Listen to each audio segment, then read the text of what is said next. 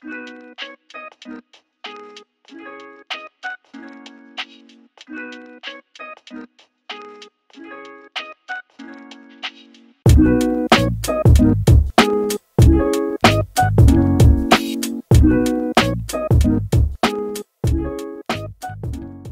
everyone, welcome to Type Talks. Today we have Holly, who is an INTJ 5w6, and she has a Twitter account. And we have Michael, an INTJ who is a 5w4, and he has a YouTube channel called Countertype. And today we're discussing the Enneagram. We'll be contrasting the 5w6 with the 5w4. The Enneagram 5 is typically called the observer or the investigator. Its vice is called avarice, which is the hoarding of knowledge. So just learning a lot. I'm laughing because you're saying hoarding knowledge and I'm like seeing all these books behind me. Good giveaway there, I guess. Okay. Yes. Another way people put the type 5 vice is that it is detachment, and that the virtue of the type is non-attachment. So its ability to be non-attached. So yeah, to start us off, what about 5w6 and 5w4 resonate with you both? I would say, I mean, it's hard to know where to start because there's so much to say about each of these types. I think, I mean, I relate to both to some extent. I think I winged myself as 4, if I can put it that way, because I mean, perhaps a way to think about it is like, how do you tend to deal with one way to think about it is how do you tend to deal with darkness? Like, how do you tend to confront darkness? Do you lean into it? Do you run away from it? Do you try to ward it off? I mean, you know, and my impulse is to always kind of lean into it. I've always had kind of a more tragic, pessimistic, moody kind of outlook on things, you know? So it's not, I wouldn't define myself primarily by that, but I think that's always the direction I've tended in. And that's why I've related to the 4. It just feels more natural to me. It's like putting a dark, warm blanket on. Yeah, and for me, I mean, as you can see from all the books back here, I definitely love knowledge. I'm obsessed with learning. I love it. It's so fun. And I do identify with the kind of the need to be smart and to have knowledge and to like share that with people. And it's part of my identity. And as far as the 6 wing, I feel like, you know, there's a little bit of the 4 wing that I identify with, but more so the 6. I do have some, I do like to make things secure in my environment. Like, for example, I will want to live in a smaller house so that I can have to spend less money, so I can have to work less to earn more money to pay for, you know, I like to minimize my needs and so I don't have to have as much stuff weighing on me. I feel like that's part of it being a 6. Yeah, I tend to get a little anxious. I'm a prepper, so I mean that's probably something related to being secure, needing security. So, yeah. What type of things do you prep for, Holly? I have, well, really, you're not supposed to talk about being a prepper because you're supposed to keep it to yourself. But what the heck? I have like a 1.5 year supply of food, backup food, like rice, beans, stuff, canned goods. I have, you know, like alternate sources of cooking, filtering water, keeping myself warm if there's, you know, if the heater goes out in the winter, just various things like that. And I live in a hurricane area, so alternate sources of electricity. I've got a little solar panel to keep my phone charged, just various things like that. You're prepared for when disaster strikes. Yeah, and you know, I wasn't like that when I was younger as much, but you know, after Hurricane Ike hit us, my parents actually lost everything from Ike. They lost 3 houses actually, and had to completely come out of retirement and go back to work and stuff. So I became more conscientious about that kind of thing after that. So, I mean, before then, I really wasn't quite as much. I wasn't a prepper or anything before that. but I certainly jumped right into it. So it was very easy for me. And I've always been a little bit more of a minimalist, like I was saying earlier. And also I believe one of the names of the 5w6 is the troubleshooter. And I do that in my job. I work in IT. I do systems administration, and I troubleshoot problems all day long and develop solutions for people. And then I also just do it in my personal life. So I think it's a pretty good fit. Very cool. What type of things do you troubleshoot in your day-to-day life? Like I have people in my family will want me to come over and help them, you know.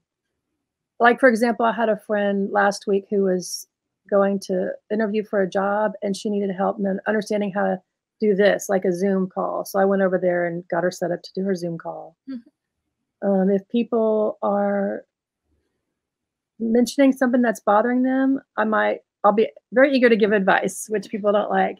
And I try not to do that. But if they seem open to it, I'll make suggestions to help them of ways that they can, like if they're saying, you know, oh, my dog won't stop barking at the mailman. I'll be like, oh, well, I learned about dogs doing this. This is what I found worked for me. Or this is how I got my dog to stop jumping. So advice, like knowledge, helping people with knowledge, but also doing tasks for people. Like I'll want to go help them by going to run an errand. If it's someone like really close to me, a family member, I'll just be eager to go do something for them, that kind of thing. Yeah.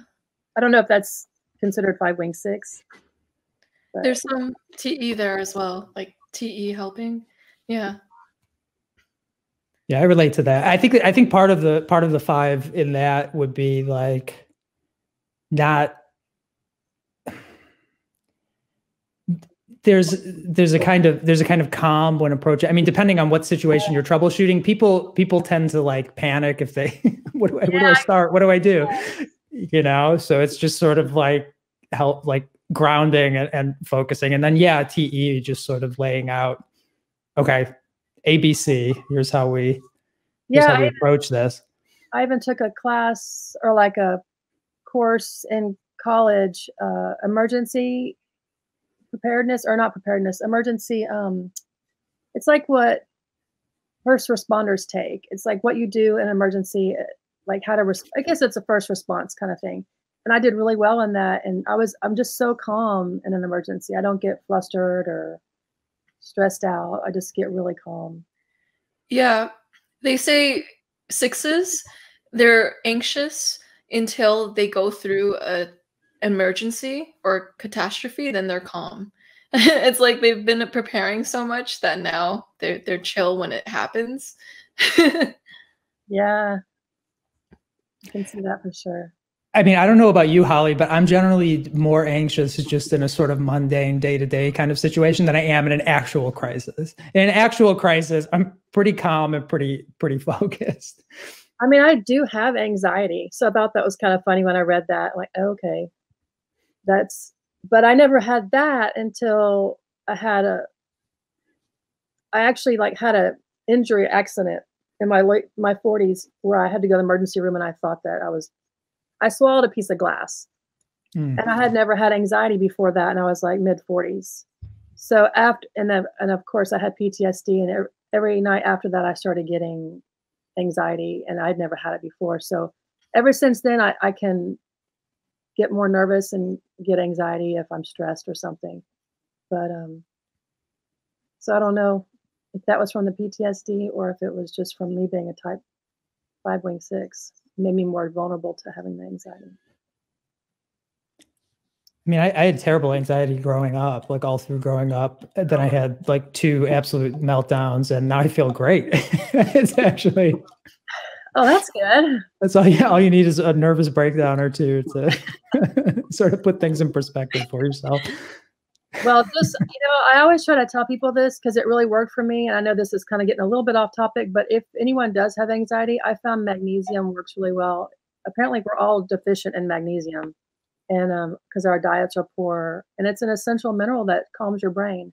So you can get it at the grocery store. I love it. Ever since I started taking that, I almost never get anxiety or panic anymore. And another thing I'll add there is, I mean, for 5s perhaps would be to like, I in some ways, or in a lot of ways, I feel like our opposite type in Enneagram is 2, just like giving to others and being like of service, and stepping out of ourselves and doing that is also something that really will, because a lot of that is just being us being so wound up here. So just to push out of that, it's not a natural state for us, because I mean, if we're, you know, in some sense greedy and selfish, and we want our time to like focus on what we're, because there's always more to take in, you know, and it can be a very sort of inward kind of, you know, withdrawn kind of state of being. So to get out of that, and even like volunteer work and just that kind of thing, actually I found helps a lot to and also because it brings you into the present moment when you're helping somebody else, and we tend to be in the living in the future a lot. And but bringing, like, that's one of the techniques when you're having a panic attack, is to, there's this thing called 5, 4, 3, 2, 1, where you think of 5 things you can see, 4 things you can smell or hear, you know, and it goes down to taste, touch, and feel, texture, feel. And so it forces you to be in the present moment. And I think volunteering is a good example of that, because it brings us into our SE, you know, to make us interact with people and go do stuff. That is so true. And so 5s, they're known for withdrawing and isolating themselves. They're part of the withdrawing stance in the Enneagram. So the types 4, 5, and 9 are all withdrawing types. Yeah. I relate. Oh yeah. I get resentful if I can't have enough time alone. I actually feel angry about it. And it's inside. I don't like tell people I'm so mad at you for, I just have to be careful that I assert that I need some alone time, because people want to do stuff on weekends, like go out to drink or go out to, you know, go out and do stuff. And I'm just like, no, I need my time alone on the weekend, because I work all week with a bunch of people all day long every day. And I've got to have that time alone, or I'll feel like I'm not getting to do what I want to do. Yeah. Because you have to go do things for survival to, you know, bring home the paycheck. And that's not really something that I guess I get to use NI with very much. So I feel like the weekends are when I get to have NI time. It's funny, in profiling people and in talking to people, asking just like, how much alone time do you feel like is like, you know, that you need, right? And some people say, oh, I need a lot. I need like a good like hour a day or something. Oh my gosh, that's nothing. I need a couple hours a week. It's like sometimes I just need, you know, that 15 minutes, and I'm sitting here like, oh man. You have no idea. Yeah. I need that good. I get hours a day, and that's just perfect. Yeah. I need that good 20 hours a day. Yeah. Yeah, I lived out in the country once. My ex and I, we used to live out in the country, and it was so nice. It was in between. I was in between jobs, and so I was able to sit at home and read all day long for like a year and a half. And I also did some schooling at the time, and I went 2 weeks without talking to anybody but her, like on a routine basis, and it was great. But anyway, yeah, that's apparently hoarding behavior with time. So according to 5w6. Yeah, 5s are greedy with their time and their energy, and their resources. Exactly. Yeah. That's not just time, it's also your energy. Like I'm constantly optimizing how much energy something's going to take me to do, and trying to balance out, well, if I do it this way, I can do it faster or easier. If I do it this way, even just like walking around the house, should I walk this way or should I walk that way? Which one's going to get me to the kitchen faster? Because my house is kind of a circle. Depending on what room I'm in, I'll pick the fastest route. Just constant optimizing like that. Yeah. That's always a gear that's turning, right? Like it's not, I mean, we describe it in these kinds of like, cause we're talking about it, but it seems like we're constantly, I got my notepad and I'm like taking notes of like, my energy reserves and everything. But like, it's just a sort of, I mean, it's just a way of being. Yeah. It's just a state of being, is that's always constantly like some measurement that's on the radar. Yeah. You make a plan for 2 weeks from now, and suddenly you're spinning off into everything else that's going to be happening in the intervening couple of weeks, and you know, where am I gonna, you know, measure out at that point? I mean, you can get really, you know, you tend to relax about these things a bit over the years, you know? You have to, because everyone else would just, it wouldn't work out. Yeah. But yeah, Michael, tell us about your dark side. I need more than that. I need more than that. Okay, so Michael, introduce us to your 4. Yeah, I mean, it's not the dark. I mean, you know, the stereotype of the 4 is like, would be perhaps moody, definitely artistic, more of an aesthetic kind of presentation. I mean, if you're coming to the 4 through the 5, then all of that stuff is going to be sort of up here, you know? I mean, we INTJs, we have a reputation for, you know, wearing black, but not necessarily in a, you know, with some sort of colorful scarf over it. We just wear black because it's very convenient to just have, you know, to not have to, again, it's about energy management. It's like, okay, well, here's my dozen black outfits that I can pick out for today, as opposed to, oh, is this with this? And what is this? And did I wear that? You know, and all that kind of stuff. Like those considerations.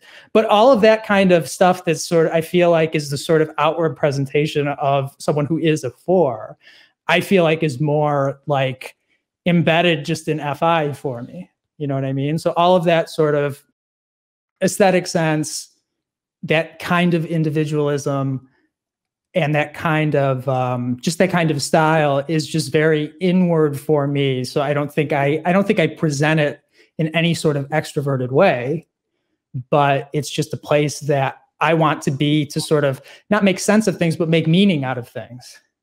You know, if knowledge, like acquiring knowledge is me sort of making sense of things, then I feel like meaning making is more of like an aesthetic kind of process for me. And I'll lean into the 4 for that, if that makes sense.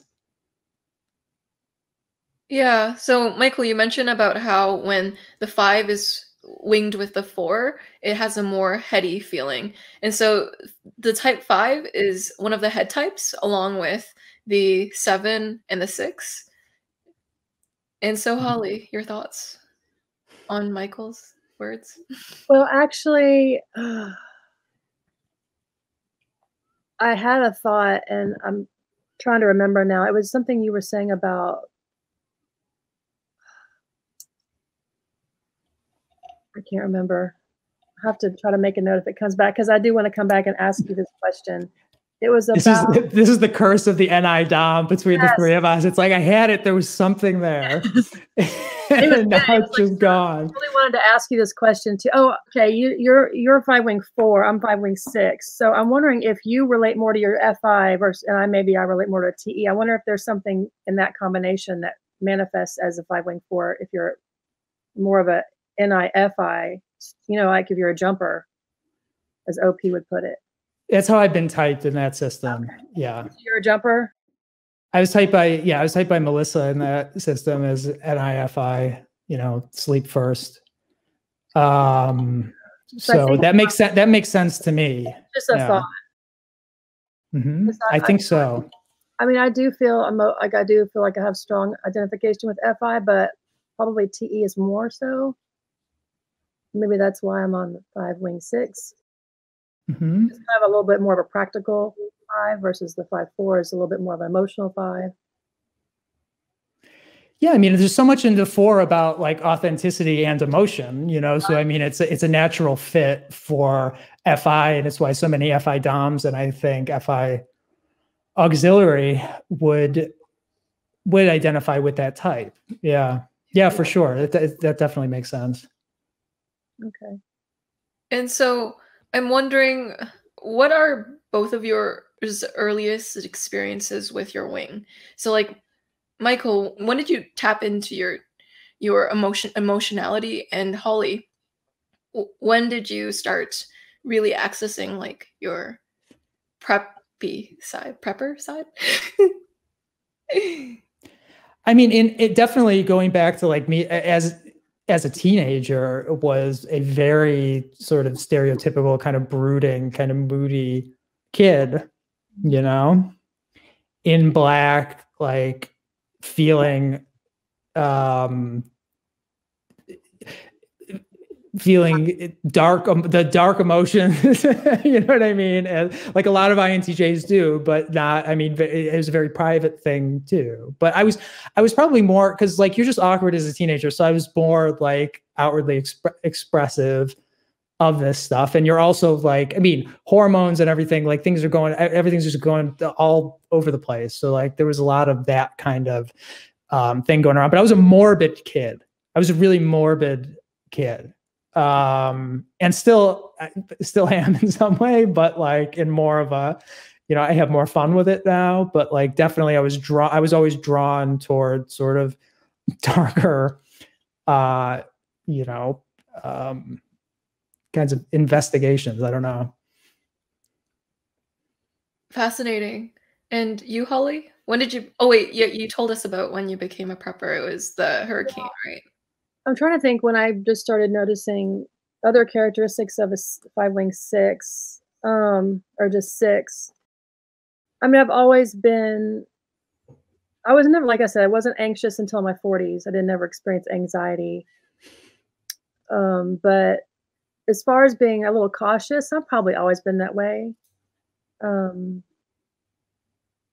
The thing about the 6 though is I've never felt self-doubt. Like they talk about them being full of self-doubt, and I don't really feel that way. I feel pretty comfortable with myself, self-possessed.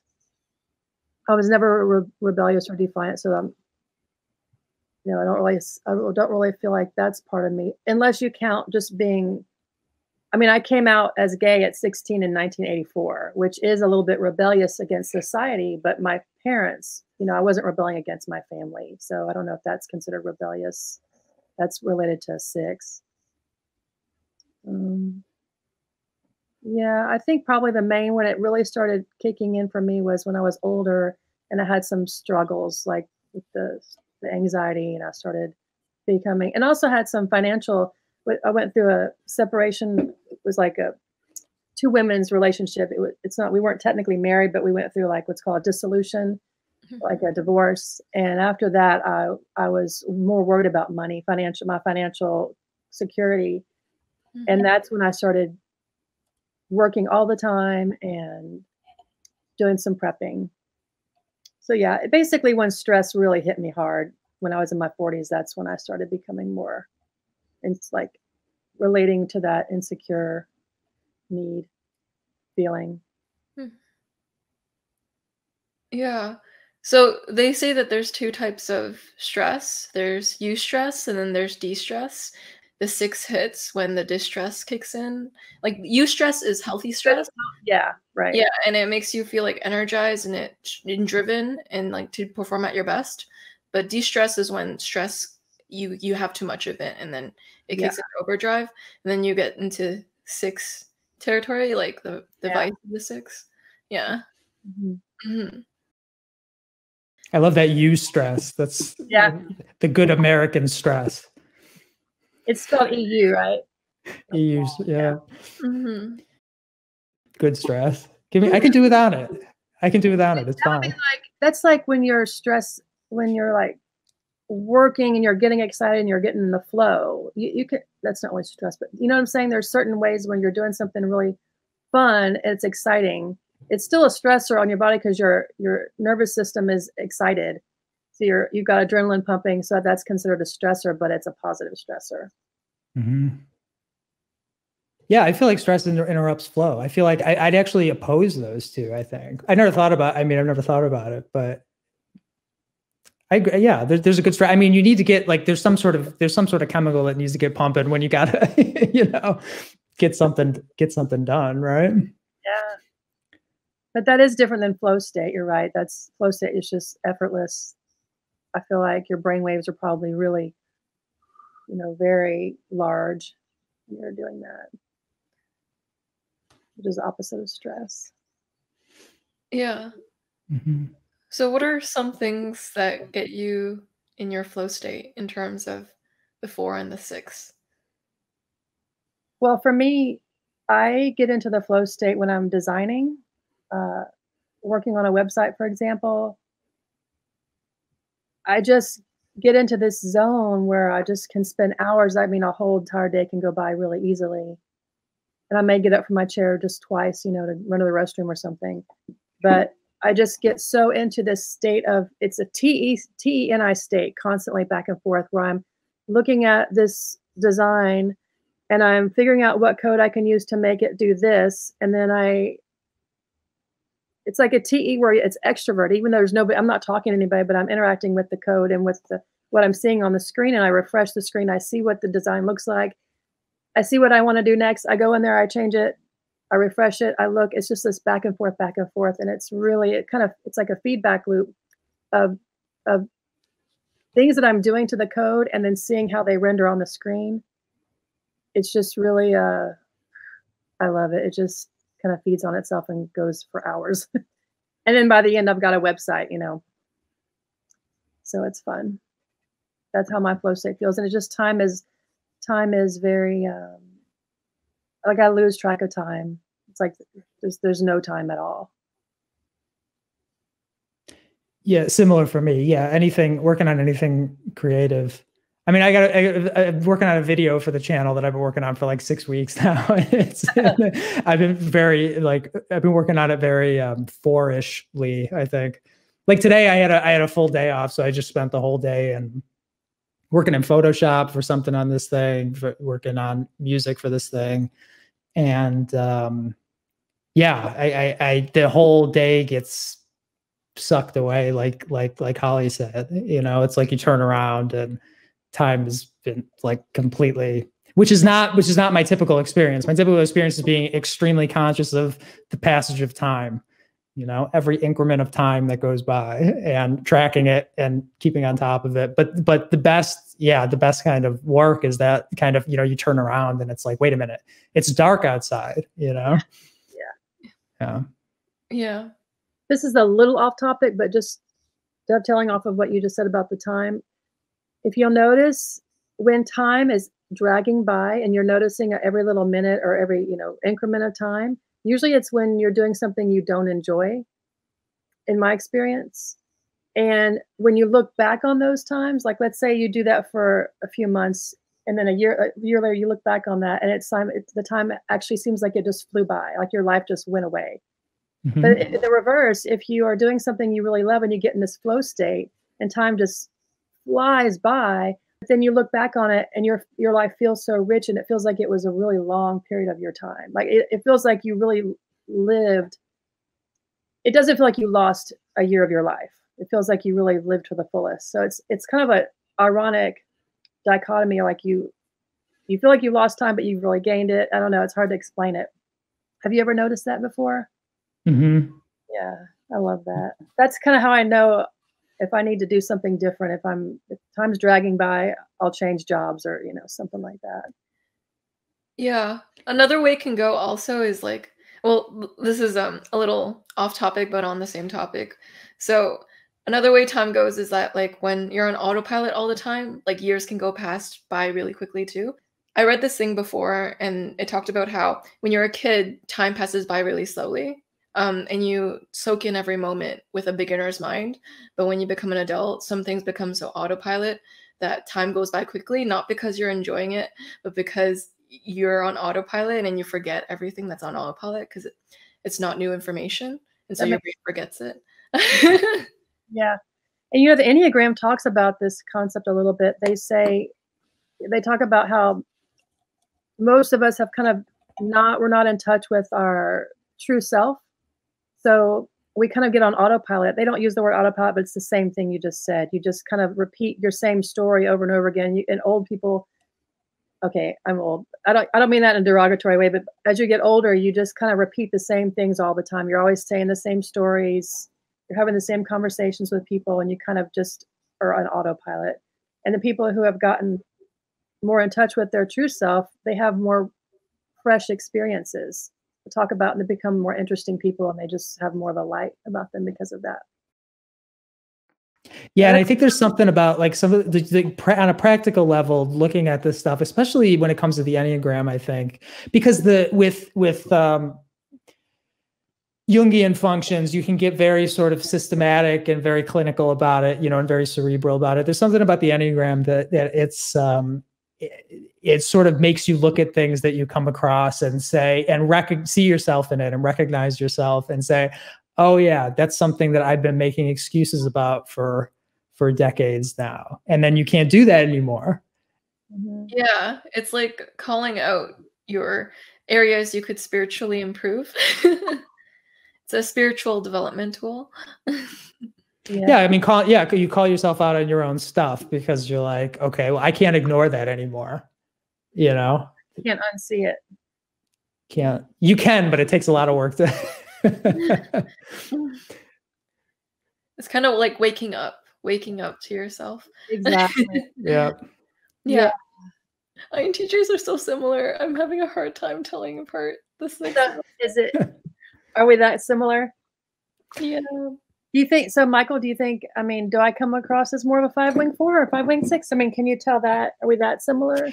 I mean, you've said a lot that sounds 6-ish to me, just in my sort of amateur understanding of Enneagram. I think we're both 5, so let's foreground that we're both INTJ 5. So there's going to be many more similarities than differences. I mean, I can go into some other things that I think are more like specifically 4-ish. Like I really my entire life have been drawn to troublemakers, heretics, radicals, outcasts, iconoclasts, that whole kind of like the troublemaker side of me. I think that Joyce has probably seen more than is something that I do associate with the 4-wing, perhaps.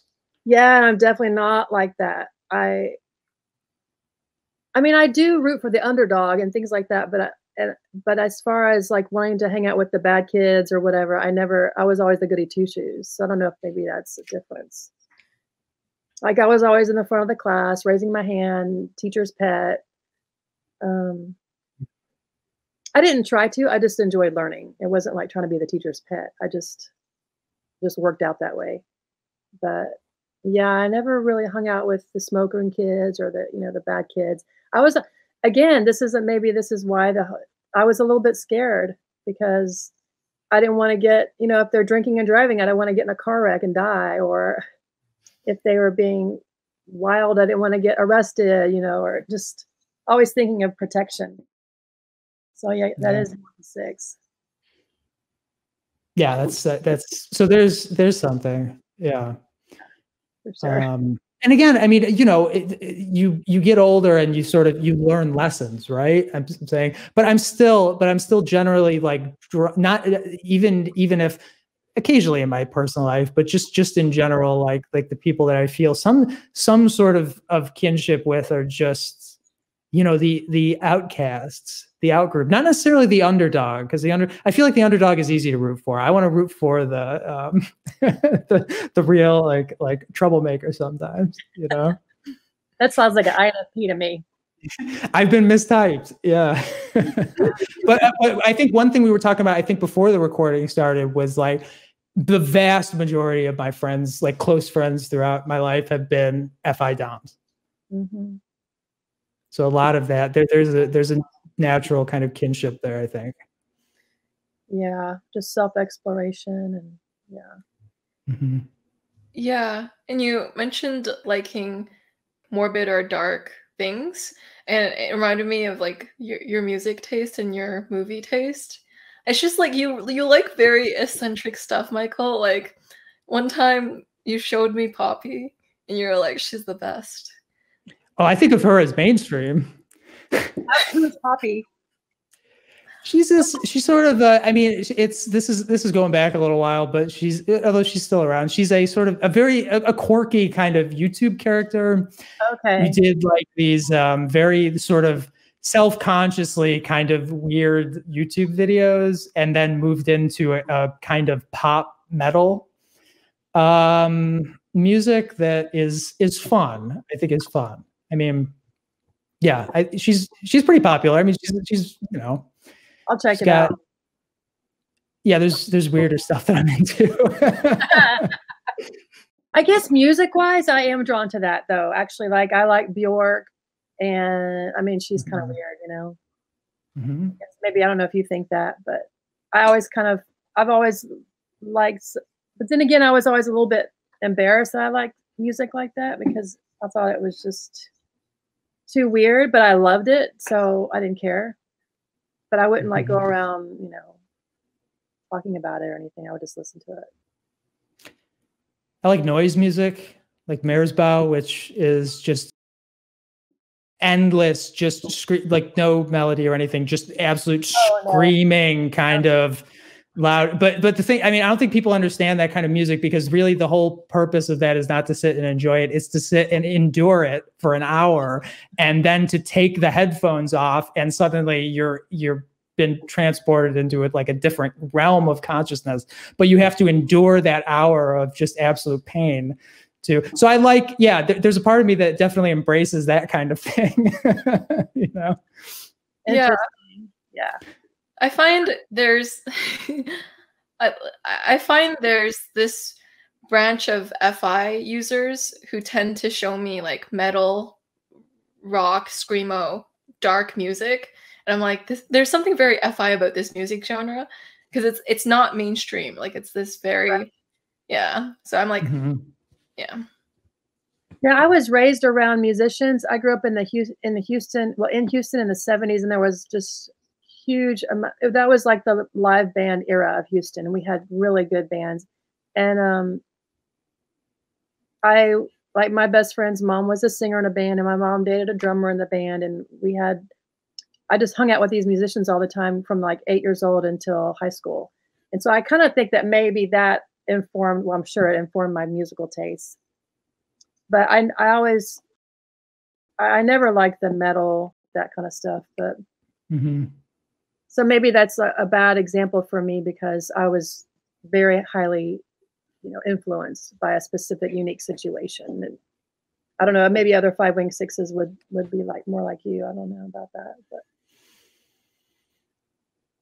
Yeah, I think especially with like more, say, movies. I mean, I like things that sort of get an extreme reaction. Like I want that. I don't typically. I mean, I watched like Ocean's 11 recently, and it was fine. I mean, some things are fun, you know what I mean. But I like stuff that really is going to just absolutely just smash my head against the wall.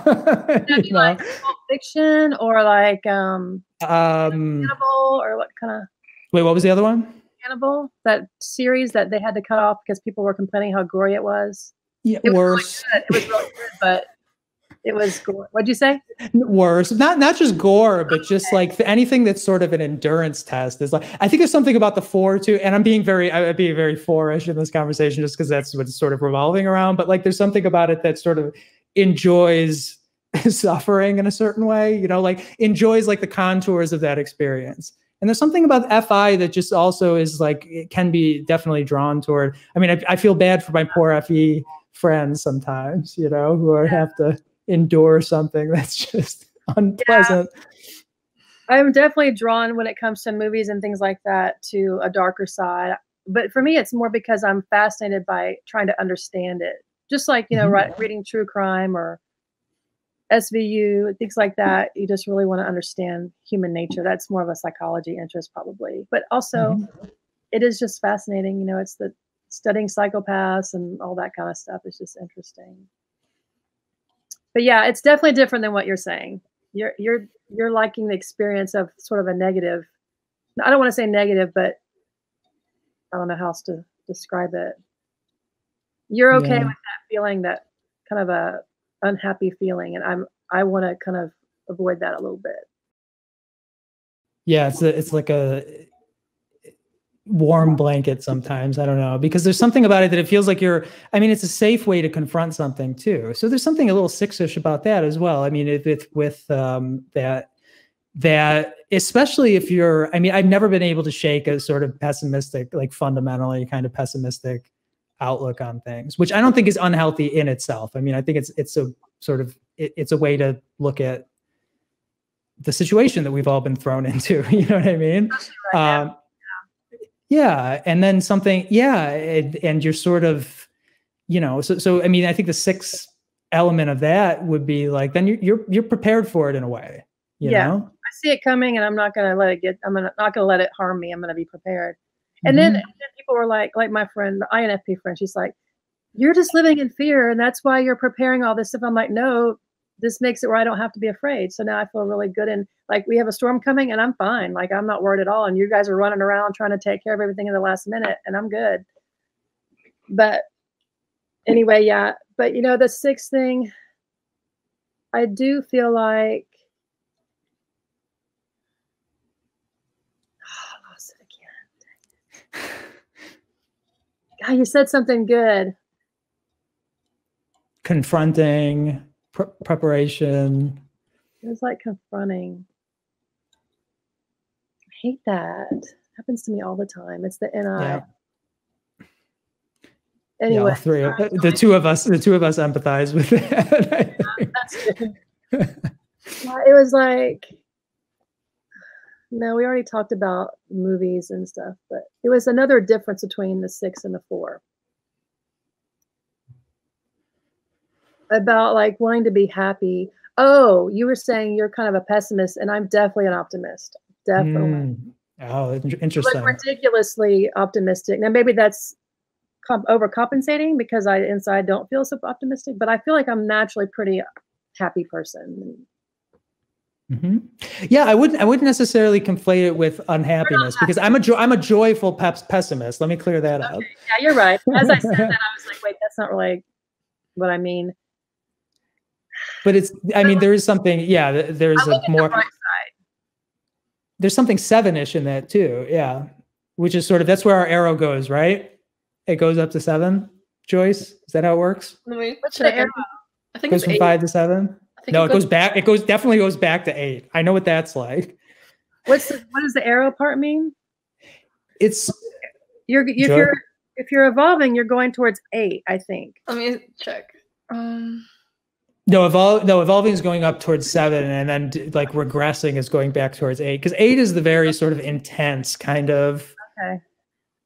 I just looked it up. It says the 7 is the stress point, and the 8 is the growth. Is it? Yeah. The 7 is what? Wait, hang on a second. It doesn't feel like 5 should go to 8. I mean, I feel like, okay, so can we argue with the Enneagram? I don't know. Yeah, of course you can argue with it. Yeah. Like, I'm happy to say that that's right. 8's not a healthy place for me to go. I'm a tyrant at 8. Now, okay, there is unhealthy 5s can look like 8s, the negative 8. Like we can get very aggressive if we're in an unhealthy state. And that, because I actually thought I might be an 8 a little bit, because when I'm in a negative state, I can get very overly assertive. But then I read that that's just the trait of being a 5. And so if you're moving in a healthy state of integration, you'll move towards the positive aspects of 8. Yeah. Okay. Okay. Sure. So maybe that's what you're thinking of with I'll buy that. Having people watch us look up stuff is very typical of a 5. So you can actually, that's pretty. Yeah, that's pretty typical. And so I was wondering, how are you both reacting to COVID? Well, there's a lot there. Yeah, go ahead, Holly. It's weird seeing everybody with masks as part of normal daily routine. That's kind of weird. But, you know, it's comforting at the same time because it feels like everyone's being cautious. 6 there. And then also, you know, they've got the vaccine coming out. Supposedly it's supposed to be really good. That's nice. I mean, that's hopeful. I mean, encouraging. Yeah, it's going to take a while for the vaccine to sort of the machine to ramp up and to get everything distributed. And if it's a solid vaccine, and there's all the vaccine politics that we're going to have to navigate in, you know, the contemporary world. But it's crazy world. I was saying to Holly earlier, like, I don't know if if we can come out of this, I don't know if we're going to emerge into like the roaring 20s or just head straight into the Great Depression, honestly. Yeah. the economy, to me, the economy is in really bad shape. A lot of people think that just because the stock market is going up, that things are good, but it's really not. There's two different parts of the economy. You've got the real economy, and then you have, I don't know what the other name is, the official name. It's like the real economy, and then the fake, the fake one. The stock market, which is all, you know, a lot of that's based off of companies getting corporate welfare and then using the money to turn around and do stock buybacks. And so so it's a false increased price of the stock. So people think, oh, the stock prices is going up because the company is more valuable. No, it's not. Anyway, you don't want to get me off on that because it's so deceiving for people. I so want to get off on that right now, but go ahead. Go ahead.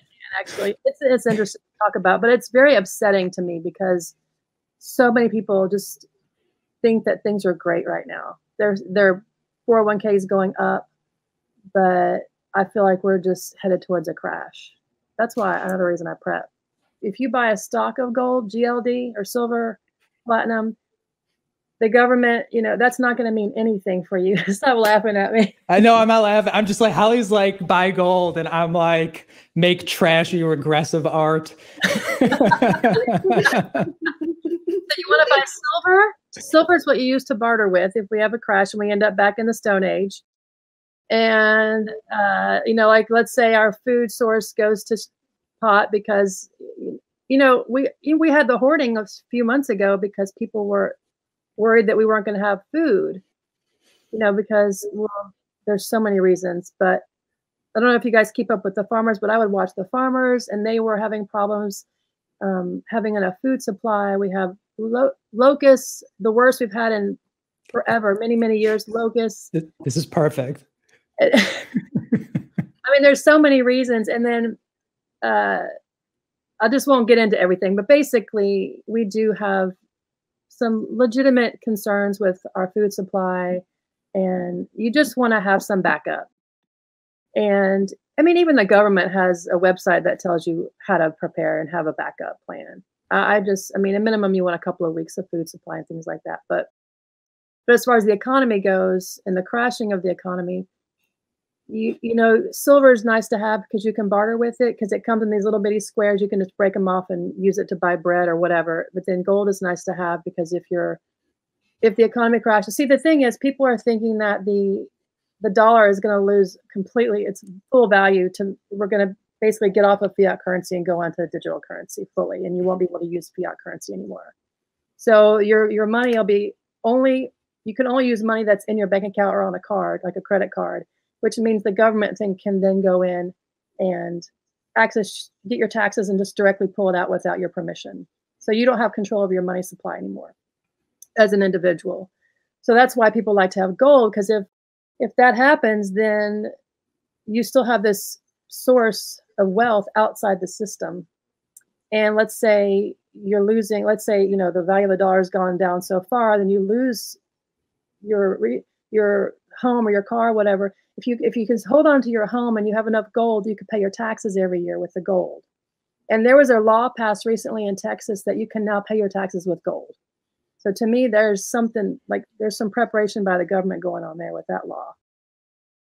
But I'll get off my horse now. But ladies and gentlemen, 5w6. There's something about like INJs being like the Cassandras, right? Like, this is like, you know, everything, like, this is going to happen. This is going to happen. But like, all of this has happened before. Yeah. We've had the sense that we live outside of history now in some, like, because we live in a completely insane, like, culture and political economy. But like, this is the collapse of empire, like, over again. I mean, it's happened. Turning right now. You heard the book? Have you read the book, The Fourth Turning? Yeah. I actually have read it. I want to read it. I've read about it, but we're basically in that now. It just happens over and over again throughout human history. We go into these patterns. Yeah, I actually like Oswald Spengler on this, because I mean, he's turned into this like right-wing figure, but he's really not, and he just charts the rise and fall of cultures and civilizations through history, and like I mean, it's sort of, you know, I'm more for theory than science, really. If the theory is really like, if it's a really strong theory, I think it's preferable to like I don't care how much data you have. And I think it's the best theory of how cultures develop into, you know, civilization and empire. And then sort of the same cycle recurs again and again, which is a lot of it is overconfidence in whatever kind of scientific or technological machine is built up. Yeah. And government and technocracy and all of that. And it's sort of, I mean, that's what I was like sort of touching on earlier when I was talking about just a tragic sense of everything and like of history too, which is just sort of, you don't necessarily have to run away from it and despair. Some things are just sort of like, this is kind of how it is. And there's actually a lot to sort of, you know, I don't even know how to put it. I don't know. It just feels so, I feel so against the current of the culture, especially in America now, where like, I don't feel like I fit in to any group. I mean, there's so many factions and everything. And I just feel outside of all of this, just sort of kind of watching and just kind of see, like you're saying, Holly, just kind of seeing where things are headed. And like, there's no, like a lot of people just aren't open to hearing, just to having certain conversations because they're so wrapped up in this sort of reality TV kind of like Thunderdome of politics and culture that everyone's in right now, when there's a bigger kind of movement happening, like that's sweeping over all of us now. You mean like a greater consciousness over the world? Is that what you're saying is happening that people are kind of not seeing here? The tidal wave of history is just sort of crashing over us. And like, everyone feels like everything is happening really fast right now, but I just feel like it's something that we've seen before and it's happening really slowly. Yeah.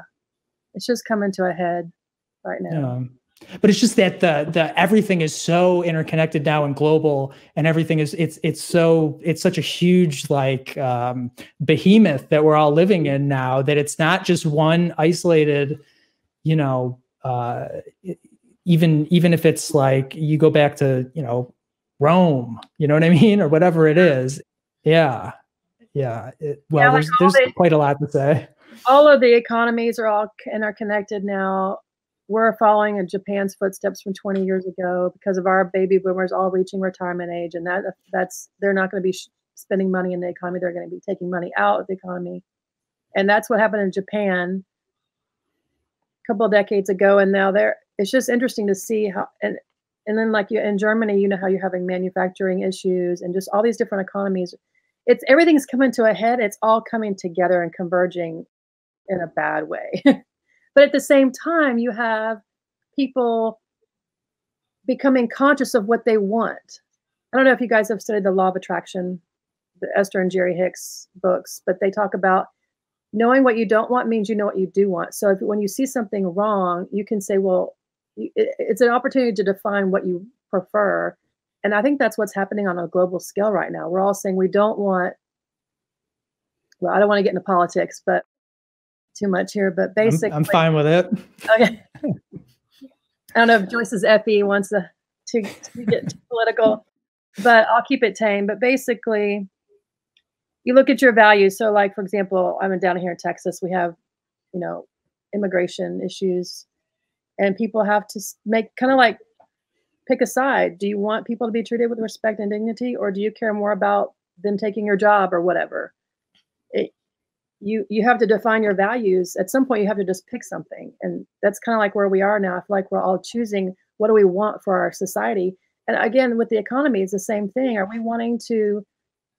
we want our people to be where they can't even survive financially without like working 3 jobs? I mean, I worked 3 jobs for 2 years, and that's what got me so stressed out that I started prepping, because I could barely pay for stuff. And I have 2 science degrees. So it's not like I'm a slacker, you know. It's just very hard to survive now. I actually could survive a lot better when I first got out of college, and I had a $300 a month apartment. And now, you know, I have a little place that's not that much bigger, and it's like 3 times as much. But anyway, it's getting a lot harder to survive financially, and people have to just decide where their values lie. And I feel like that's what the whole world is trying to like fine tune right now. And it's kind of coming to a head. Whereas before, like in the 50s and 60s, we were sort of in a little bit of our head in the sand. We were just like turning the other cheek. Don't look and see the bad things that happen in the world. Well, now we can see them too, because of, you know, social media and internet, we can see everything that's happening. So it's kind of forcing us to see and deal with it, which is great, but it's also overwhelming and stressful for everybody too, to see all the bad stuff. Yeah, there's definitely a crisis of meaning, which you know, just seeps into every aspect of culture, politics, everything. But it's hard to find meaning when you can't, like, when you have to, you know, constantly be working in the gig, especially if you're in the gig economy and you're doing like Uber and all this, and you're balancing all of these things and trying to raise a family as well. Like, how much time do you have to like investigate, you know, what things? I mean, I feel like meaning has been just pummeled out of this society completely, and everyone's looking everywhere for it. That's why, I mean, a couple of years ago, I mean, I don't want to do, like, Jordan Peterson was the guy, you know what I mean? Which it was never my thing, but like, people are so like hungry for something that as soon as anyone emerges, even if it's someone who, and this is my own personal thing, even if someone who is extremely unimpressive comes out, you know, comes out to like, to just say that, then like, there's something that, you know, that people are looking for and just not able, like, you just don't have the time and energy to find it at all. You know what I mean? So it's, and that, like, when you don't have that, when you have just nihilism, which is what that is, it gets channeled into the absolute worst impulses in all of us, you know, and when that emerges on a mass cultural level, it's a horrific place to be. And then you got these, I mean, Joyce, what are your thoughts? This is why Michael is a 5w4 who likes to make art in the world, so then he can revive meaning in the populace. It's important. I mean, that's been completely sucked out of, like, even look at education. It's all STEM, which is good. STEM's very important. Yeah, exactly. We need medicine. But like, meaning has been, see, another one is, okay, I'll go there. I'll go with FI. Like, all of the public intellectuals who are talking who like have an audience these days, it feels like, are, you know, brain scientists and astrophysicists, people like Neil deGrasse Tyson, Sam Harris. And I'm sorry, these people are very good in their fields when it comes to hard science. They know nothing about culture. They know nothing about politics. It's not their field. And you have CEOs, you have people like the Bill Gateses in the world who can do, listen, you can do a lot of good. You can do a lot of material good. But if we're turning to these people with their TED Talks and so on, like, as though this is the group that we're going to get meaning from, it's not tech CEOs and astrophysicists. It's just not. And it's like, it's all we have. So like, it's the only reference point that a lot of especially younger people have, but there's so much more out there. And it's in the humanities, you know, and it's in the arts, and it's in just people, like, we need to get away from this specific kind of materialism that just, I mean, there are just people. I'm sorry. We're getting very FI now. I mean, that's all good, but we need to balance that out with the spirit side, the soul. And we're just doing everything in our head. Our culture is all in your head. I was watching a video. It's an Enneagram, so it's relevant to this video. The guy's name is Rohr, R-O-H-R. He was one of the ones. Was he one of this? Richard Rohr. Yeah, he was actually studying back when they first brought Enneagram back, I guess, from South America into the States.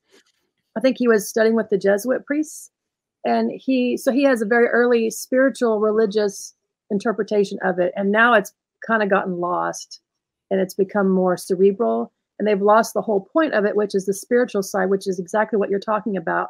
He was talking about how our culture, especially in the United States or in the West, for example, the the Lord of the Rings story, if you read the books, it's very much about this sin, which is like the different passions in the Enneagram. Those are basically the essential sin of each type. So you deal with that, and then the ring represented that, was that symbol in those books. But when but he said, you know, we don't have that spiritual side of where we can discern right, wrong, and everything in the middle. Everything is black and white, good, bad, right, wrong. And our culture is so focused on amazing experiences that we don't get into any nuance or discernment. And he was talking about, for example, when that movie came out, The Lord of the Rings, or the movies, it was all about this, you know, the great graphics and the music and all of that, and they completely lost the spiritual side of it. That's in the books. I think that kind of touches on what you were saying before. Sort of an example.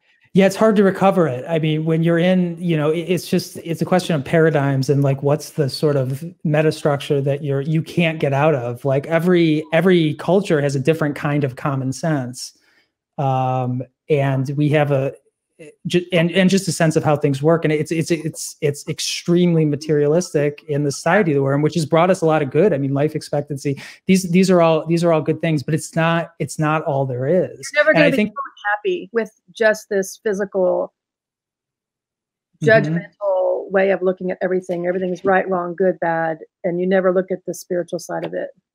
And it's funny that I think a lot of people who are trying to escape that, or who are trying to find a way out, just find a kind of like find something that to everybody really seems like it's outside of the paradigm, flat Earth, astrology, homeopathy, go on. But it's within the exact same kind of like, it's still in its own way. It's extremely materialistic. So it's like you hear people like butting heads and arguing about these things. And I'm not saying that, I'm not saying I'm a flat earther. I'm just saying that when you hear those arguments, you're hearing arguments that are within the frame that we need to think outside of. You know what I mean? And the groups that are really like, that really seem to be sort of like in an unhealthy way escaping it, are still within it. And it's really just a dangerous kind of place to be, because again, it's brought us so much good, and it's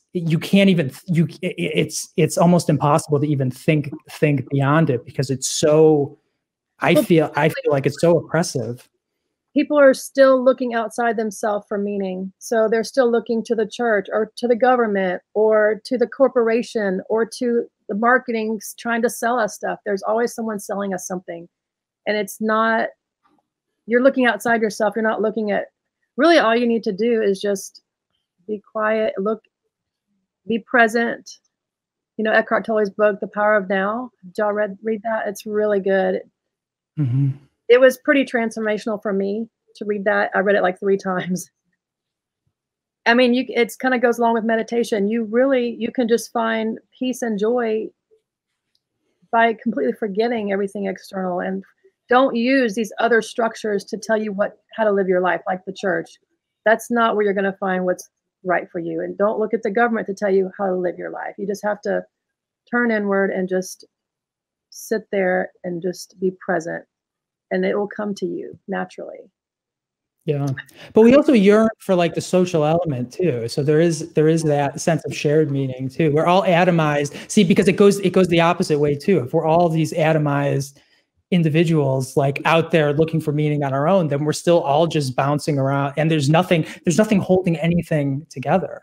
And there's also people who look backwards. There's people who look to like the old paganism, you know what I mean? But it's like people like if you could somehow transport yourself back into those cultures, like they were like, it's a completely different kind of consciousness, and there's no way to escape it's sort of our current. So it's just this old thing grafted onto what we have now, and none of it works, you know? I feel like I'm pretty evolved, and I found what works for me. Meditate, be present, allow all the crap to just go over your head, just to go through you, just watch it, observe it, don't judge it. it's just so hard to do it all the time. The discipline to just constantly live in the moment takes practice. It's a practice. Yeah. But it does, it makes you be happy no matter what your circumstances. You can just be happy no matter if you're, you know, going through divorce or you're whatever negative thing is happening in your life, you can still be happy. Because you're not your self-esteem, or it's not tied to any structure. You just are naturally. I feel like we're all naturally a little divine inside of us. We're just naturally light. And if we just let that be there and not try to cover it up with our structures of what we're supposed to be, then I feel like we're good. We went off on a tangent.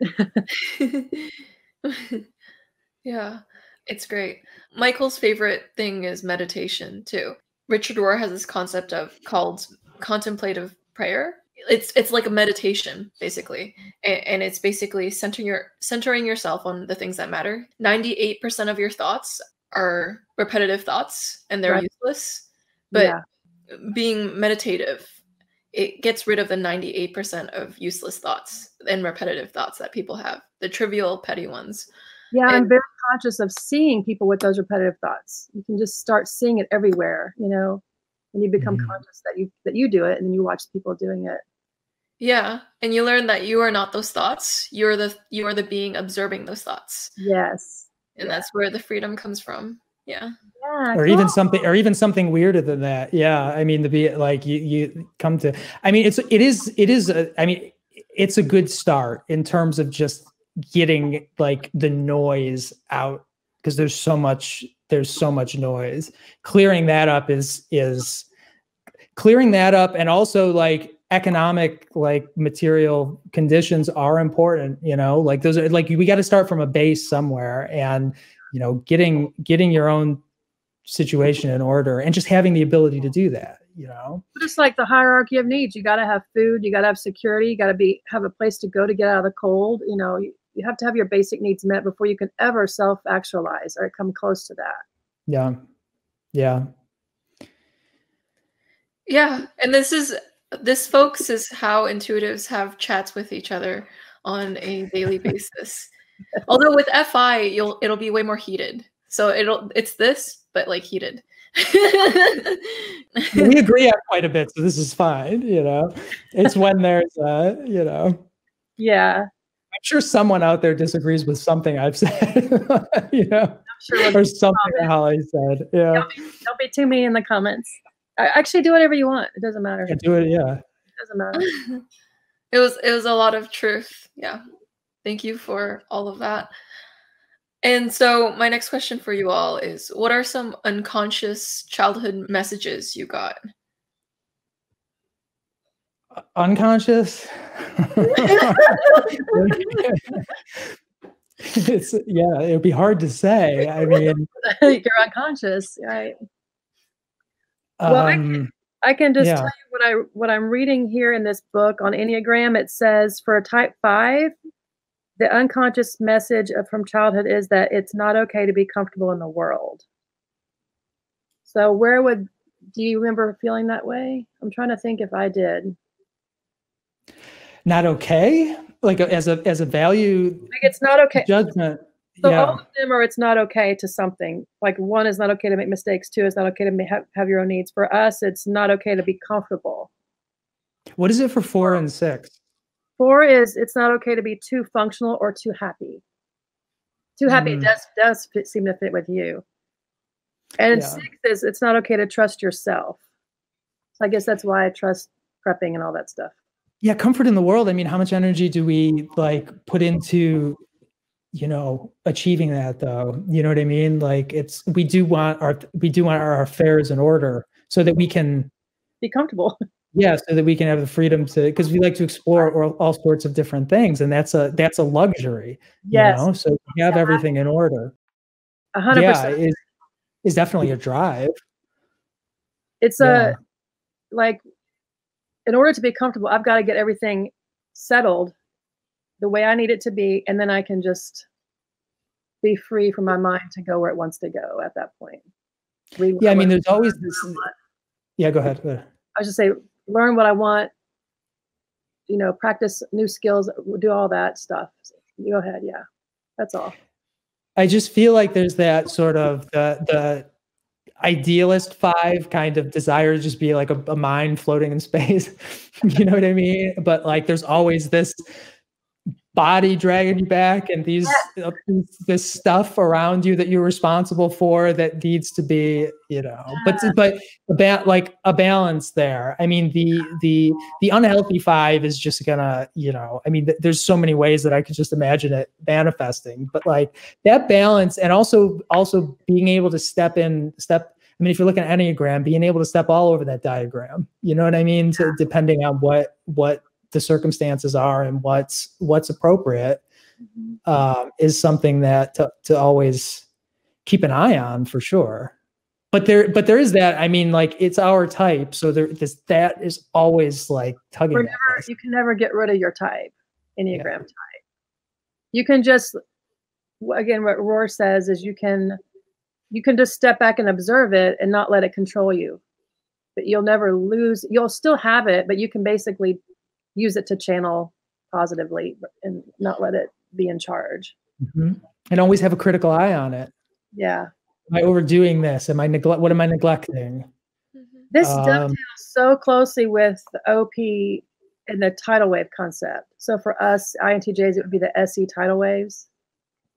You familiar with their concept of it? Yeah. To me, this is a very similar thing to being a 5. Isn't tidal waves like, it would be SE crashing on us, right? Yeah. But there's also we're so focused on NI that we don't stop and go do the dishes, you know, so the dishes pile up, or we don't. Speak for yourself. My dishes are clean. But there's also, I mean, I was reading John Beebe recently, and he's, you know, for Beebe,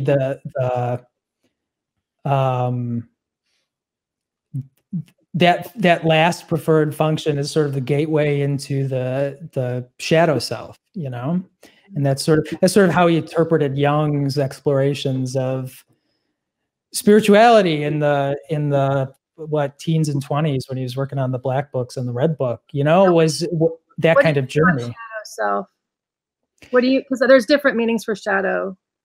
Yeah, so it would be the sort of our functions and the opposing attitude is how I think of it. Okay. Yeah. So for us, it's what, ENTP? Yeah. Yeah, it is. So yeah, NETI FESI. That's ENTP. I'm loving all this insightful chat. And so my next question for you is, what are your relationships with your parents and parental figures? We're really going there in this. Holly? I'll go first. Yeah. I mean, I feel like I have a good, loving relationship with my parents. You know, no parent's perfect, but I think I always felt like I was loved and I was nurtured. I was allowed to be myself. I mean, like I said, I came out at 16 and my parents supported me. My dad's an ENTJ, so he's kind of, you know, pretty hard, sometimes stoic and high TE, but it worked out fine for me because I'm similar to him. I have an ESFJ stepmom I've had since I was 7. My mom's INFJ. She's passed away now, but we had a lot of bond together, I think, through that NISE. But yeah, my mom and my dad met in Bible college, so they had a very religious upbringing, but neither one of them was religious. They both left the church, but they're both very spiritual and principled people. They still kept that. And so I guess that's where I get it from. My dad had the preacher father, so there was more of a stricter background, although they were very loving religious people. They weren't like super judgmental. They never tried to push religion on us or anything like that. But I feel like I was one of the lucky ones. Both my parents were good parents, loving parents. I was able to be myself. If anything, maybe it was just they were very intense people. So you know, we weren't like parties and things like that. My mom wasn't the kind of person that would just like go bake cookies and do all that kind of thing. You know, she's INFJ. So we were more like having brooding conversations than anything. So I don't know if that contributes to me being a wing 6. I don't know.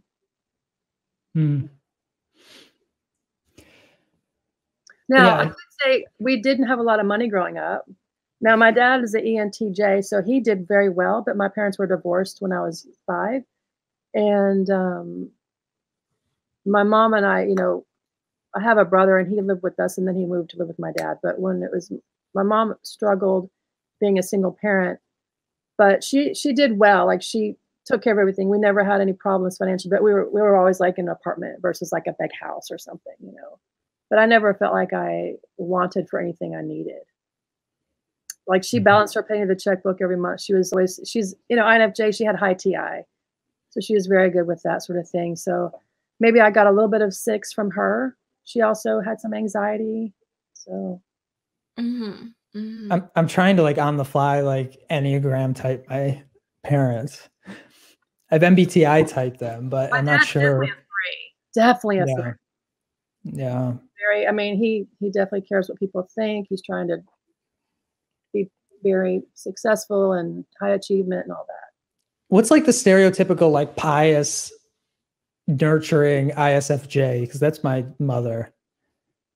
2. 2? I was thinking 2. Yeah. Because we're so opposite, but like with all the ISFJs I've met recently too, just in the community, like I just feel like a natural kind of, and maybe it's just because I grew up with an ISFJ mother, you know. You have a connection with ISFJs? I do. Yeah. I do too. Actually, I have a good friend at work, ISFJ, and I have never known one before that I knew, but I feel very bonded with her. I don't know what it is. Maybe it's that dominant observer. For sure that, yeah. Because with ISTJs, it's a different kind of relationship, but I feel the same kind of quality of thing. Yeah, exactly. I do too. Yeah. So I don't feel like our parental relationships really told us much about our Enneagram type, but it was nice to learn about. Well, the Enneagram, from what I've read about it, your type is you're basically born with whatever it is that's going to allow you to deal with any trauma you experience. So it's not something that you learn. Yeah, I mean that's the overall question, is how much of this is innate and how much is Michael really wants to go off on that on that tangent. Yeah. I don't have extremely strong opinions about it. I just think it's an interesting thing to just sort of, it's a nice ping pong ball to bat around. But if Joyce, we don't have to. Like the TE, the book, that's what they say in the book. Yeah, there are different schools of thought. Enneagram experts, like people in the Enneagram field, will say that you're born with your Enneagram type. People outside of the field, people who start originally in MBTI, tend to say that the Enneagram type is something you are nurtured into. I don't know which one's right, but the school of thought differs depending on who you ask. Yeah, I mean, I can see where it would look both ways, because you're born with whatever traits allow you to manifest a certain aspect of, like, let's say you naturally are, or I'm trying to think of an example. Let's say you're naturally assertive as a, like if you look at animals, you can see some animals, some cats are more assertive and some cats are more timid. I studied biology and wildlife biology. So you see that with all throughout the animal species, the animal kingdom. You can take one species and within that species, you can see assertiveness or timidity. So if you take a human animal or a human baby, some babies are born timid, some babies are born assertive or outgoing, you know, and that's not just the introversion, extroversion, it's just the natural, I guess, fearfulness. And so depending on what kind of parent you have, that can act on the child who's fearful or versus the child who's not timid, you know, and that natural timidity you could say would be like your Enneagram type. And then however your parent acts, it could come out one way or another, but you're still born with that tendency. Yeah. It's almost like epigenetics, you know, how your environment plays upon your genetics. I love epigenetics. Yeah, me too. Like how certain traits are suppressed or repressed depending on your environment. I mean, expressed or repressed depending on your environment. Yeah. Yeah. I love that stuff. That's amazing. And so, last question of tonight. What are some lost childhood messages? I mean, I don't know about you, Holly, but I've got such a foggy, like, my childhood is a fog, absolute fog. I got nothing on this one. Well, there's two answers I'm going to go with. You know, they say your lost childhood message for a type 5 is your needs are not a problem. So in other words, someone who's not our type, they would feel like, oh, my needs are valuable or my needs are valid. But because of our type, we don't get that message that our needs are not a problem. But as far as what you just said of your memory, I wonder if that's partly being INTJs, because we just don't have a good memory in general. I mean, I have fuzzy memory back to 4 years old, 5 years old, 4, maybe 3, maybe. Probably not that far back. And it's very, very scattered. I have little loops, but like, I don't get much meaning from them. I get more, I mean, I generally look forward for that, you know, honestly. I get these loops and it's very random kind of, it's not significant moments in any way that I can see. Yeah, like I just remember the house we lived in, there was this, you know, cat or, I mean, I remember animal. I mean, I just remember random things too. Doesn't seem to be. I remember one time my parents were fighting. I remember one time I was drying off from taking a bath. I remember one time we were cooking in the kitchen. I mean, like random, just living day-to-day life, playing with my friend next door. But that's like nothing related to type or anything. Yeah. I just think it's more related. I think that's more a manifestation of us being INTJs and just having bad memory. Interesting. Because even memories from high school, I barely have any of those. What about you? High school memories? Oh no. Yeah. Although high school was kind of it was a time. So other things cause you to not remember? Yeah. It's really not there. Well, this, as far as what this says is your needs are not a problem. Yeah. I'm trying to think if there was any kind of message that my needs were a problem. I guess maybe if money was short, you know, if your parents are low on cash, you know, you're struggling financially, you might feel like, I can remember something. Okay, here's something. When my mom and I were, after my parents divorced, my mom was very frugal. Like I said, she was a TI. She was very good at balancing her checkbook. She'd never like splurge. Like once a year we'd go to Target and I could get, you know, something like for fun. Just whatever. But there was also this sense of like, you're not going to get name brand clothes like the Izods and the Polos and things like that, because it's a lot of extra money for just a name brand. It's not worth it. We can't spend the money on that. And of course, you know, in junior high, I wanted to have those kind of clothes to fit in. But I also, being a very practical person, and I completely understood what she said and I kind of agreed with her. So I was fine with it. But that's probably something, you know, that's not really a need though. That's just wanting to fit in with society, with the kids. So yeah, I mean, I think the big question that like overall of that is how are we defining needs, you know, like that, because that's something that we always redefine as we hopefully get older and a little more conscious of what that means. I mean, I grew up with we didn't have money, you know, so like so there is a sense I have for sure of just like, I have to keep my like those material things in order, because I sort of know like what that precipice is like. And it's again, I mean, it goes back to that 5 and some of that avarice too, which is like, I need the space and the time to be able to focus on things that are actually not needs in any sort of any broad sense. You need your mind to be free, to have time. That are luxuries, you know? I think it relates more to that, honestly. I agree. I think there's a huge part that it's not all about a trauma. It's just wanting that fun. We enjoy it. And maybe they think we enjoy it because it's from a trauma. I don't know. But to me, that seems kind of, that's one thing about Enneagram I'm not sure I buy into yet. Yeah.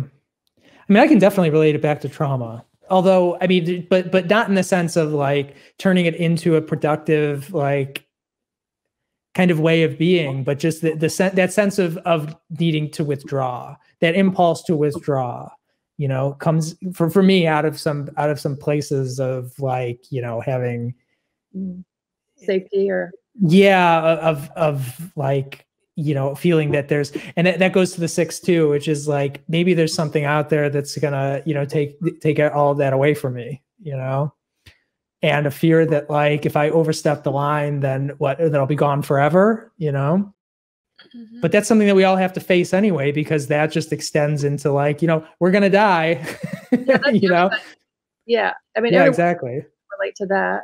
Yeah. I don't feel like I have a trauma. I think it's just the natural. I feel like it really dovetails with MBTI. I'm just getting that feeling that it's relating to, we just really our brain loves the NI, and we just are looking for ways to give ourselves more opportunity to use that. So we're minimizing everything else. And 5s tend to be INTJs, and INTJs have NI. So I feel like it's related to all of that. Yeah, I think it goes to introversion in general too. I mean, I think it might be, it's perhaps the most introverted of the 9. I think very much so. And there are things like, I mean, the 3 I associate with TE, you know what I mean? Yes. Like all that sort of thing. So yeah, there's definitely, it's a way to color. And then we didn't get into subtypes. I mean, there's that too, which is, I don't know if I'm a social 5. Oh, I don't know what I am. Yeah. I took a test once and I just wasn't sure. So self-pres sounds, self-preservation sounds like a theme. Honestly, I felt like all of them fit. They all well, fit. yeah, that's always the truth, right? And especially, I mean, even profiling people, like as we get older, it gets more and more difficult. And you'd hope that would be the case. If you're going to stay so differentiated in your functions and in your whatever system you're using, then you're not developing outside of that, you know? So it makes sense, and it's a good thing. Yeah. God knows I've been mistyped. Mm-hmm. You know? Yeah, I thought that with Enneagram in general, if you've evolved at all, then it's going to be more difficult. You have to kind of look when you're younger and see how you were. Mm-hmm. And especially, I mean, these are, sorry. Go ahead, sorry. Well, these are specific, like when we do type talks and everything, like these are specific kinds of conversations where we're being very introspective. And like, I think a lot of us, we should all, Joyce, let's arrange a meetup for like type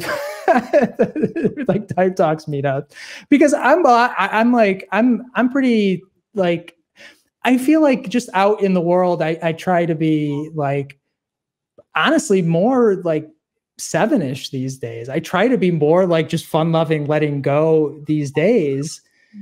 Because I know that a certain like extreme like kind of introspection, I know what it's like spending a decade there, and like get into like I want to get into other numbers. You know what I mean? Get a little practice out there in the. Yeah, remind me the 7 again. I think I know, but just this. Okay. It's like the adventurer. Likes to feel good. It likes to feel good. Yeah. Hedonic kind of, you know, but in a good way, in a healthy way. What's the negative, like the vice? Gluttony. Gluttony? Oh, okay. And so gluttony, wanting to try everything. Yeah. Yeah. Okay. I think of SE in a healthy way. I mean, having been there in an unhealthy way, you know, but that also goes to that 4th function too. Yeah. Right. So I was thinking, I kind of relate to you when you said that. I try to do that too. I try to just, like, I remember in college, I started saying I used to say no all the time. No. And then I'm like, just say yes all the time instead. And now I just say yes. And I'm just so much more easygoing as I've gotten older. Yeah. Kind of the same idea, I think. It's a good lesson for INTJs is that you actually do get a lot out of experience. You do get a lot out of firsthand experience. Very much so. Yeah. Yeah. So the growth path is to say yes more. That's a great piece. But I think 7's going backwards for us. I mean, when it comes to the arrows, there's a point where you got to like throw the piece of paper away and just say, okay, I just want to, yeah. Yeah, use what works. If it doesn't work, just throw it away. Yeah. Philosophy with everything. And meditate. Just meditate. You'll be good. Stuff will come to you. You'll know what to do. At least if you're one of our types and I's. Well, I hope this was interesting for everybody. I mean, yeah, we're only going to get comments from the INTJs out there, and everyone else is going to be completely unable to relate. Well, there were people that asked in the comments for us to be together on the same panel, so there were some out there that will like it. Interesting. Yeah. Well, there you go, guys. Well, yeah. I had fun. I had a great time. I had a dandy time too. We kind of hogged the conversation because normally you talk more, Joyce. Sorry, Joyce. It's okay. We don't encounter one another in the world too often, so it's. Yeah. Right. Yeah. And I always love Joyce's insights too, and you always clarify things really well. So I always love to hear what you have to say. Oh, thank you. I loved hearing both of yours, FI opinions. Just the well of research you put into this video and the research you put into your life is so inspiring, and I love that. Thank you, Holly and Michael, for just the INTJ exchange. Like you guys were able to like add to each other's passion about an issue, and the FI passion was just escalating. And it was great. It was great. We got to hear genuine, INTJ banter. And although I just got a YouTube a comment that says, "Are you an ENTP?" This is every time. And my shadow. I've stepped fully into my shadow. You did, John BB's. You stepped into your shadow. Wow. Success. Interesting. Okay. Yeah. So this is an amazing chat. INTJs are just such amazing balls of. No, continue. Yeah. Why are you looking at me like that? Balls of what?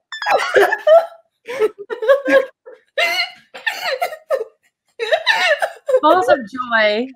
Balls of joy. I get that all the time. What were you gonna say?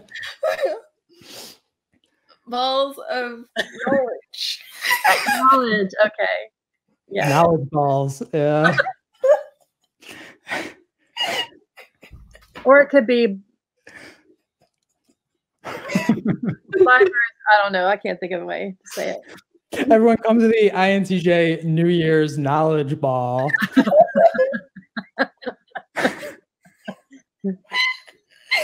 wealth of knowledge. That's it.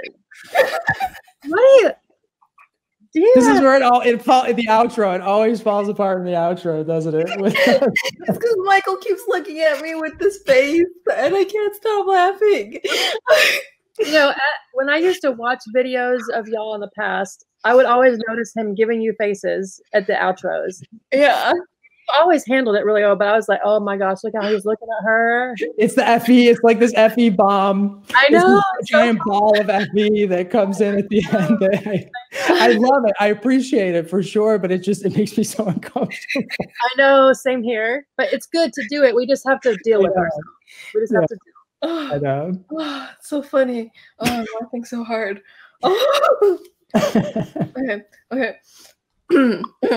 Composure. I cut you off at balls of knowledge.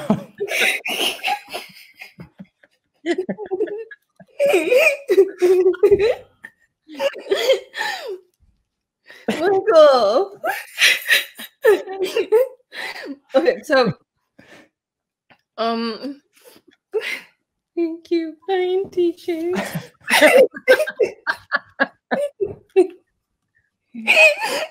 All right. I think. Yeah. Oh, yeah. Check out Michael's channel. More balls of knowledge on his channel. New one coming soon, I hope. Yeah. Yeah. If you want to see like directed videos that look like they belong in a cinema in a movie theater near you, go check out Michael's channel because he's gonna have a lot of videos on the Jungian cognitive functions in 5-star Hollywood production style. Thanks, Joyce. Yeah, and Holly's fabulous. Okay. Check out on All right. Have a good one, everyone. Bye. Thanks, guys. Bye.